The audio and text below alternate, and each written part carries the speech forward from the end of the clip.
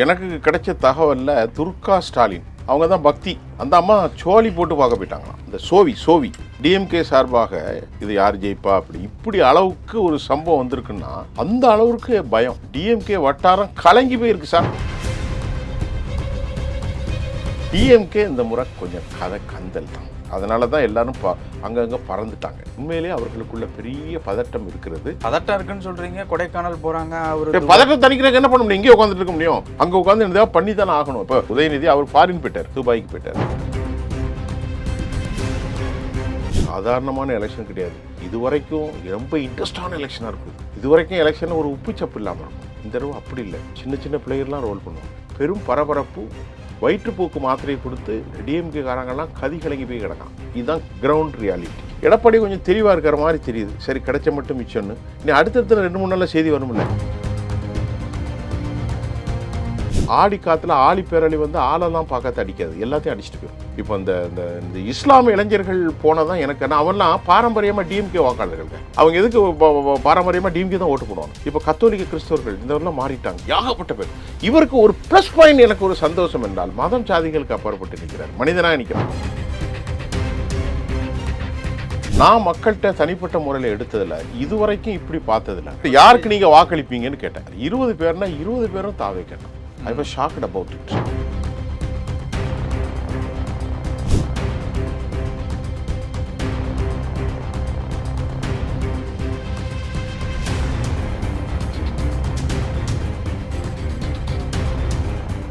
Real one உறவுகளே, நடுநிலையோடு பொறுப்புடன் செய்திகளை வழங்கி பல லட்சக்கணக்கான மக்களின் நம்பிக்கையை பெற்ற நமது சேனலின் வளர்ச்சிக்கு உங்கள் ஆதரவு தேவை. இந்த ஊடக பயணம் தொடர்ந்து வலுப்பெற திரையில் தெரியும் QR கோட் ஸ்கேன் செய்தோ அல்லது டிஸ்கிரிப்ஷனில் உள்ள வங்கி விவரங்கள் மூலம் உங்களால் முடிந்த அளவு சப்போர்ட் செய்யுங்கள். உங்கள் ஒவ்வொரு ஆதரவும் நமது குரலை இன்னும் பல லட்சம் பேரிடம் கொண்டு செல்ல உதவும். ரியல் ஒன் நேயர்களுக்கு வணக்கம். இன்று நம்மளுடைய நேர்காணலுக்கு பத்திரிகையாளர் திரு சூஃபியான் அவர்கள் இணைஞ்சிருக்காங்க. சார் வணக்கம். வணக்கம். தமிழ் எப்படி போயிட்டு இருக்கு?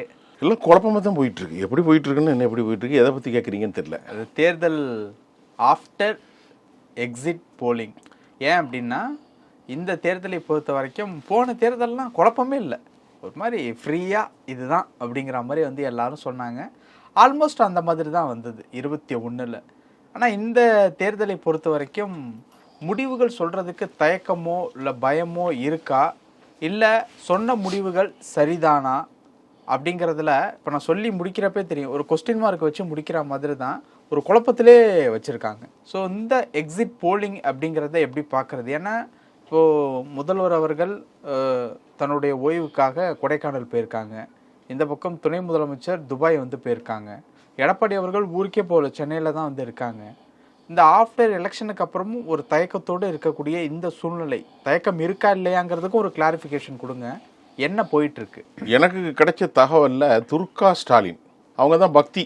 அந்த அம்மா சோழி போட்டு பார்க்க போயிட்டாங்களாம். இந்த சோவி அது என்னது, இந்த கன்னியாகுமரியில் டிஎம்கே சார்பாக இந்த இதை போடுறது, அந்த சாமிக்கு இந்த இதை உருட்டுறது, இது யார் ஜெயிப்பா இப்படி அளவுக்கு ஒரு சம்பவம் வந்திருக்குன்னா அந்த அளவுக்கு பயம். டிஎம்கே வட்டாரம் கலங்கி போயிருக்கு சார்.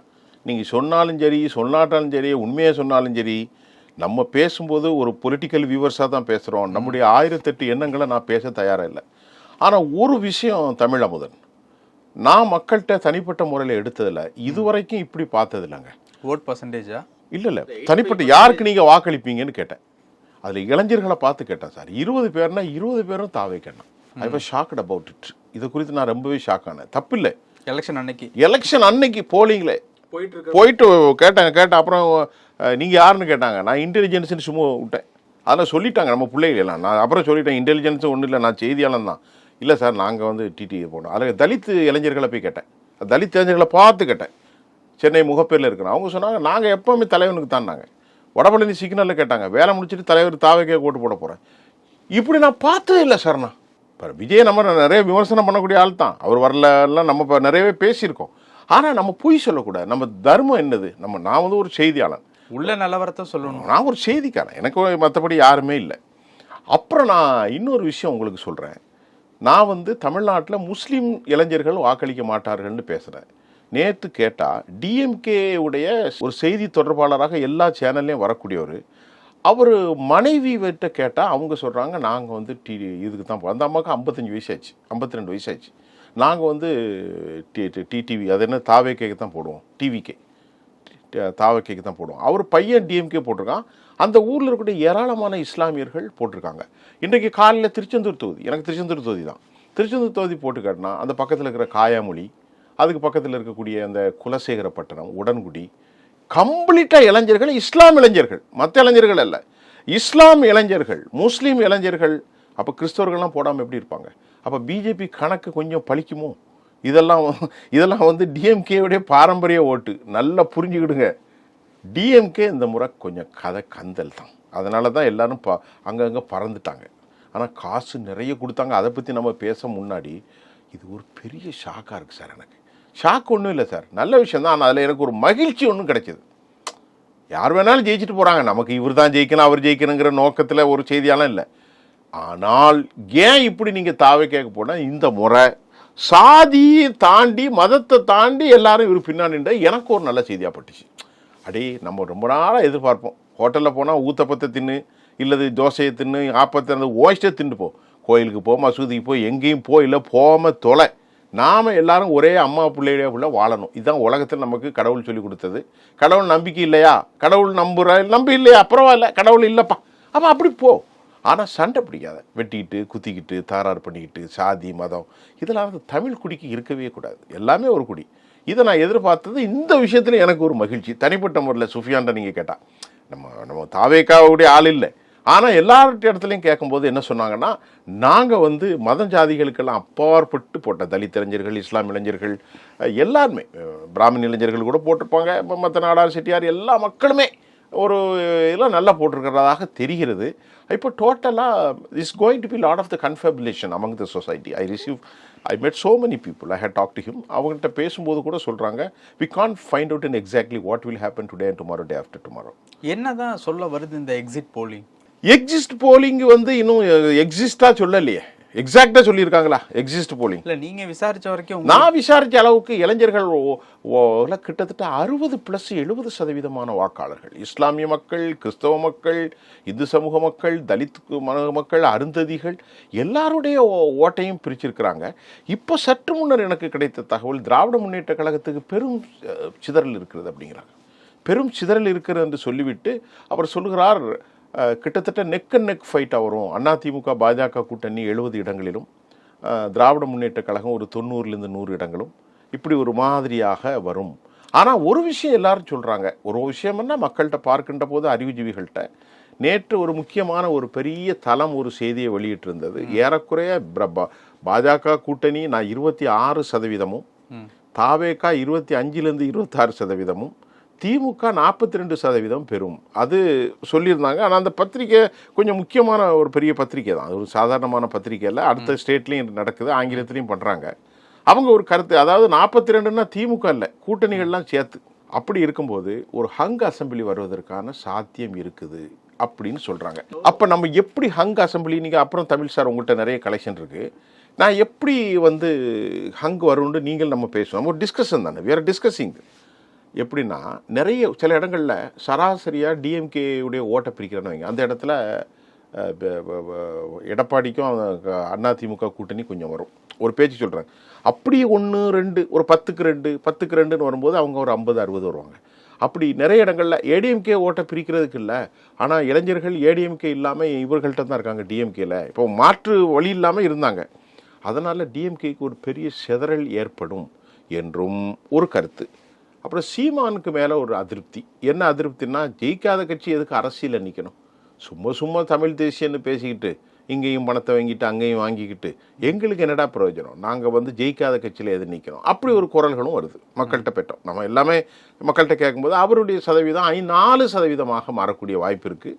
மெயின் டார்கெட் அவருடைய இளைஞர்கள் என்ன. இப்போ அரசியலை நீங்கள் கண்டஸ்ட் பண்ணால் உங்களுக்கு என்ன விஷயம்? இப்போ பெரியார் இருக்கார், அவர் அரசியலில் இல்லை, ஒரு பேச்சுக்கு சொல்ல வரேன். ஆர்எஸ்எஸ் இருக்குது, அவங்க அரசியலில் இல்லை. அவங்க 2 பேரும் ரெண்டும் மாற்று, ஆனால் 2 பேரும் அரசியல் தேவையில்லை. அப்போ நீ அரசியலில் நின்றா என்ன பண்ணணும்யா? அரசியலில் நின்றா அதிகாரத்தை கைப்பற்றணும்.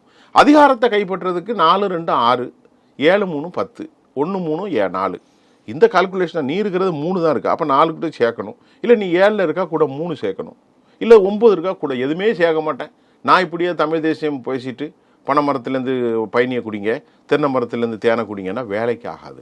அதிகாரம் நமக்கு தேவை அப்படிங்கிற சில இளைஞர்கள் சாரையாக இந்த பக்கம் வந்துட்டாங்க. அது உண்மையும் கூட.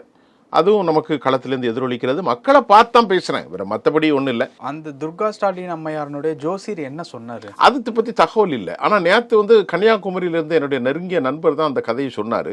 அவர் நல்ல ஒரு இந்து முன்னணி நண்பர், எனக்கு ஃபேமிலி நண்பரும் கூட. நாங்கள் 2 பேரும் ரொம்ப இணக்கமான இருப்பாங்க. ஜோசியர் என்ன சொன்னான்னா சோழி போடுறாங்கன்றார். இது இப்போ என்னப்பா, எனக்கு அதை பற்றி நாலேஜ் இல்லை. பட் அவர் சொன்னார், ஏன்னா அவங்க எப்பவுமே ரொம்ப கடவுள் பக்தி கொண்டவங்க. யார்? துர்கா மேடம் ரொம்ப கடவுள் பக்தி கொண்டவங்க. ஒரு உண்மையான இந்து எப்படி இருக்கணுமோ அப்படி இருப்பாங்க. எல்லா சாமிகளையும் வணங்குறது, அந்த ஏகாதசி, அந்த வைகுண்டம், இதெல்லாம் நல்லா விரதம் இருக்குல்ல, அவங்க ரொம்ப டாப் மோஸ்ட் ஒரு குவாலிட்டி. அதை நம்ம தப்பாக நினைக்கூடாது, அவங்களுடைய நம்பிக்கை. அந்த அடிப்படையில் அவர்களுக்குள்ள ஒரு பதட்டம் இருப்பார். டிஎம்கே உண்மையிலே பதட்டம் இருக்குது சார், நான் இதுக்காக சொல்லலை. என்னமோ நமக்கு டிஆர்பியை உயர்த்தணுன்னோ 4 பேர் அப்படிலாம் இல்லை. உண்மையிலே அவர்களுக்குள்ள பெரிய பதட்டம் இருக்கிறது. பதட்டம் இருக்குன்னு சொல்றீங்க, கொடைக்கானல் போறாங்க. அவர் பதட்டம் தணிக்கிறதுக்கு என்ன பண்ண முடியும்? இங்கே உட்காந்துட்டு இருக்க முடியும்? அங்கே உட்காந்து ஏதாவது பண்ணி தானே ஆகணும். இப்போ இவர் மு.க. ஸ்டாலினுடைய பையன் உதயநிதி, அவர் ஃபாரின் போயிட்டார், துபாய்க்கு போயிட்டார். துபாய் எங்கள் மனுஷன் வாழ முடியும், அவன் ஏன் துபாய்க்கு போனான்னு தெரில.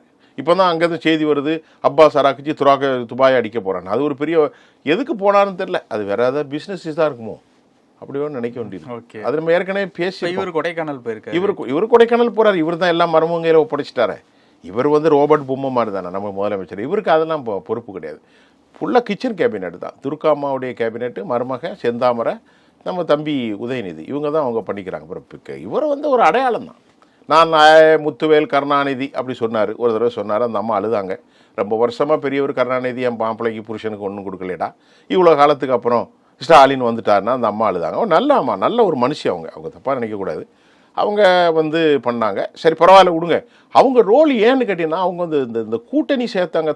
இவங்க பேர் என்னது, தேமுதிகல அவங்களுடைய பங்கு நிறைய இருக்குது. அவங்க குடும்பம் எல்லாம் போய் ஃப்ளைட்டில் போய் இறங்கி, நான் ஏற்கனவே சொல்லியிருக்கேன்னு நினைக்கிறேன். அதாவது திருவனந்தபுரத்தில் ஒரு நட்சத்திர ஹோட்டலில் போட்டது. அப்போ அவங்களுடைய பங்கு இருக்குது. எல்லாரும் பழகிடுவாங்கங்க.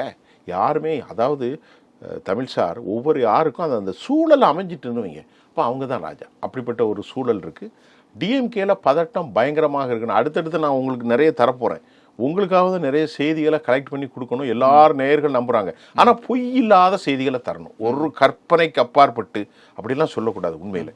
சரி சார், சரி இவ்வளோ பேசுகிறீங்களே, விஜய் எத்தனை சீட்டு ஜெயிப்பார் அப்படின்னு ஒரு கேள்வி வரும்போது, பெரும்பான்மையாக செய்கிறாங்க அவங்க ஓட்டை பிரித்து நாசம் பண்ணுவார்.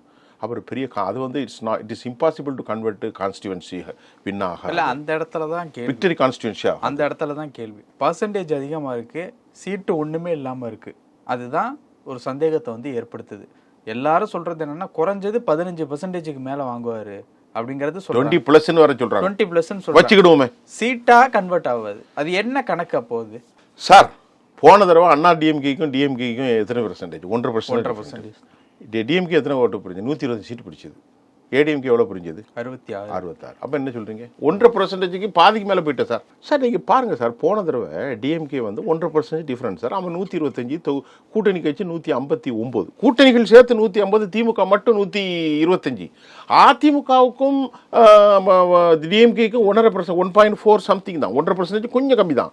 ஆனால் அவங்க பெற்ற வாக்குகள் 125 சீட்டை கன்வெர்ட் ஆச்சு. ஆனால் அதிமுகவுக்கு 65 சீட்டு தான். கூட்டணியோட சேர்த்து தானே 76, 75 வந்துச்சு சொல்கிறேன். இப்போ இது என்ன சொல்லுவாங்க, இது சிஸ்டத்தில் இருக்கக்கூடிய குளறுபடி. ஜெர்மனில் அப்படி கிடையாது. ஜெர்மனுடைய பிரதிநிதித்துவத்தில் எத்தனை பெர்சன்டேஜோ அத்தனை மாகாண சீட்டுகள். அப்படி வந்தால் மட்டும்தான் அது சரியாக இருக்கும். இப்போ அப்படி கிடையாது. 500 ஓட்டில் ஜெயிக்கிறான், 100 ஓட்டில் ஜெயிக்கிறான், 30. ஆனால் இந்த தடவை பெரிய பிரச்சனை வரப்போகுது. கவனிங்க, ரொம்ப குறைஞ்ச ஓட்டெல்லாம் ஜெயிச்சுட்டு போயிடுவாங்க. சாதாரணமான எலெக்ஷன் கிடையாது. இதுவரைக்கும் ரொம்ப இன்ட்ரெஸ்டான எலெக்ஷனாக இருக்குது. இதுவரைக்கும் எலெக்ஷனில் ஒரு உப்புச்சப்பு இல்லாமல் இருக்கும். இந்த தடவை அப்படி இல்லை. சின்ன பிளேயர்லாம் ரோல் பண்ணுவாங்க. ஆனால் ஒரு விஷயம் கரெக்டு சார், டிஎம்கே எவ்வளோ பாடுபடுத்துனாங்க, திருமாவளவனையும் காங்கிரஸையும் எல்லாத்தையும். இப்போ அவங்க எல்லாம் பெரிய பிளேயர் ஆவாங்க. எனக்கு என்னமோ ஹங்கு வர்றதா, டிஎம்கே மெஜாரிட்டி கிடைக்காது. நான் ஏன் டிஎம்கே மெஜாரிட்டி கிடைக்காதுன்னு சொல்கிறேன்னா, இப்போ அந்த நண்பர் சொன்ன மாதிரி பல இடங்களில் ஆடி காற்றுல ஆழி பேரழி ஆளெல்லாம் பார்க்காத அடிக்காது, எல்லாத்தையும் அடிச்சுட்டு போயிடும். இப்போ இந்த இஸ்லாமிய இளைஞர்கள் போனதான் எனக்கு என்ன, அவன்லாம் பாரம்பரியமாக டிஎம்கே வாக்காளர்கள்ங்க. அவங்க எதுக்கு பாரம்பரியமாக டிஎம்கே தான் ஓட்டு போடுவாங்க. இப்போ கத்தோலிக்க கிறிஸ்தவர்கள் இந்தவரெல்லாம் மாறிட்டாங்க, ஏகப்பட்ட பேர். இவருக்கு ஒரு ப்ளஸ் பாயிண்ட், எனக்கு ஒரு சந்தோஷம் என்றால், மதம் சாதிகளுக்கு அப்பாற்பட்டு நிற்கிறார், மனிதனாக நிற்கிறான். ஜோசப் விஜயா இருந்தாலும் அவர் வந்து அந்த இது இடத்துக்குள்ளே கொண்டு போய் சேர்க்கலை. நல்ல மாதிரி சீமான் இருக்காரு, அவர் ஒரு நாடார் கமிட்டினாலும் அவரையும் யாரும் வந்து அந்த அதில் வந்து சிலவங்களுக்கு கிடைக்கக்கூடிய பாக்கியம். பொதுவான தலைவராக பெருந்தலைவர் காமராஜர் அதெல்லாம் நமக்கு கிடைச்ச பாக்கியம். அப்படி பார்க்கவே கூடாது. நான் எப்பவுமே நினைப்பேன், நீங்கள் உங்கள் மதம் என்பது காஃபி குடிக்கிற மாதிரி, டீ குடிக்கிற மாதிரி, ஊத்தப்பந்திங்கிற மாதிரி, டீ மசால் தோசை சாப்பிட்ற மாதிரி, ஜாதியும் அதே மாதிரி தான், எல்லாம் ஒன்று தான், மண்ணு தான். அதெல்லாம் நான் அடிக்கடி சொல்லுவேன். அந்த விஷயத்தில் எனக்கு இந்த சீமான் மேலேயும் ஒரு சந்தோஷம் தான், நம்ம மரியாதைக்குரிய விஜய் மேலேயும் ஒரு சந்தோஷம். நம்ம அப்பாற்பட்டு நிற்கிறாரு, எல்லாரையும் கேதர் பண்ணியிருக்காரு. ஆனால் இது எப்படி சிதற அடிக்கணும், யாரை பிடிக்கணும், ஏதாவது have you got of evidence, சும்மா யூடியூப்பில் உட்காந்துட்டு 1000 ரூபா 500 ரூபாய் வாங்கிட்டு கதை விட்டுக்கிட்டு இருக்கக்கூடாது. அப்படி சொல்கிறதுக்கு நமக்கு இல்லை. ஆனால் மிகப்பெரிய டிராஸ்டிக் எஃபெக்ட் ஏற்படுத்தும். ஓகே, அதில் டவுட் இல்லை சார், நீங்கள் குறித்து வைங்க, பெரிய டிராஸ்டிக் எஃபெக்டை ஏற்படுத்தும். ஆனால் யாராலும் ஒன்று அன்பிரிடிக்டபிள் எலெக்ஷனாக இருக்குது. என்ன அடிப்படையில் நீங்கள் சொல்லுவீங்க? இப்போ அவருக்கும் ஒரு எதிர்காலம் இருக்குது. யாருக்கு? விஜய். எப்படி எதிர்காலம் இருக்குது? இப்போ அவர் யாரோடையும் கூட்டணி சேரல, ஒருவன் கூட இல்லைல்ல, டிஸ்டில்ட்டாக அவர் எடுத்துடுறாருல. இப்போ எஸ்ஐஆருக்கு அப்புறம் 85.1% எஸ்ஐஆர். நம்ம எஸ்ஐஆருக்கு அப்புறம் இப்போ தான் பேசுகிறோம். இப்போ எஸ்ஐஆரில் வந்து 90 லட்சம் போனாலும் அது ஒரு பெரிய பிரச்சனை இல்லை. 20 லட்சம் வாக்குகள் தான் போனதை விட இந்த வாரம் கூட இருக்குது. வெறும் 20 லட்சம் வாக்குகள் தான். அப்படி என்றால் என்ன அர்த்தம்? எஸ்ஐஆரில் தள்ளுபடி பண்ணிட்டாங்க. செத்தவர்கள், இறந்தவர்கள், இடம் மாறியவர்கள், வெளிநாட்டுக்கு போனவர்கள், இப்படி எல்லா விஷயம் தள்ளுபடி பண்ணி டிஸ்டில் பண்ணி ஒரு பிரமாணமான ஃபிகர் டு பி அப்ரிஷியேட்டட். ரொம்ப கிளியராக இருக்குது. அப்போ அப்படி இருக்குச்ச அந்த விவகாரத்தில் வந்து இப்போ எஸ்ஐஆருக்கு அப்புறம் வந்து தெளிவாகிட்டு இப்போ அவருக்கும் தெரிஞ்சுக்கணும் என்னுடைய ஸ்டாண்ட் இதுதான். அடுத்து அவர் பார்கெயின் பண்ணுறாரு வைங்க 29ல். யார்கிட்ட பேசினாலும் எனக்கு கையில் இவ்வளோ சரக்கு இருக்குது இப்போ இது வந்து ரொம்ப இதுவரைக்கும் இப்படிப்பட்ட ஒரு தெளிவான ஓட்டு இல்லை. எங்கேயாவது கேள்விப்பட்டிருக்கீங்களா ஃப்ளைட்டில் வந்து ஓட்டு போட்டது? எங்கேயும் இல்லை. 6 லட்சம் பேர் மெட்ராஸ்லேருந்து வெளியே இருக்காங்க. 6 லட்சம் பேர் ஃபிகர் இது, அசல் ஃபிகர் இது. 6 lakhs people evacuated, not forcible. அவங்க வாலண்டியர்ஸாக போயிருக்காங்க. நான் ஓட்டு அடிப்போம். 6 லட்சம் பேர் கணக்கு பண்ணி பார்த்தா தொகுதிக்கு 20,000 ஓட்டு வருது. ஒரு 40 தொகுதி போயிடும். அது விஜய்க்கு விழுந்துச்சுன்னா சொல்ல முடியாது. இப்போ இவனே சொல்கிறேன், எல்லாரும் சொல்கிறாங்க, ஏன் 20% பெற்றவர்களும் கூட ஒரு 10 சீட்டு ஜெயிக்கலாம். நல்லா புரிஞ்சுக்கிடுங்க. 30% பெற்றவங்க கூட ஒரு 70 சீட்டு இருக்கலாம். 35% பெற்றவங்க கூட வரலாம். பட் நம்ம அதை வந்து சொல்லவே முடியாது. சொல்கிறதுக்கான வாய்ப்பே இல்லை. இப்போ தென் மாநிலங்களில் மேடம் சசிகலா அவர்கள் பிரிக்கக்கூடிய வாழ்க்கை ஏடிஎம்கேக்கு பெரிய சிக்கலை ஏற்படுத்தும். ஒரு பெரிய சமூகம் அது. மறவர் சமூகம், கல்லர் சமூகம், அதுக்கு முறை அகமுடையார் சமூகம், இப்படி எல்லாரும் இருக்காங்க. பெரும்பாலும் மறவர் சமூக வாக்குகள் நிறைய இருக்குது அந்த பக்கத்தில். நாங்களேலாம் இந்த மாதிரி ஒரு சூழ்நிலை இருக்குது.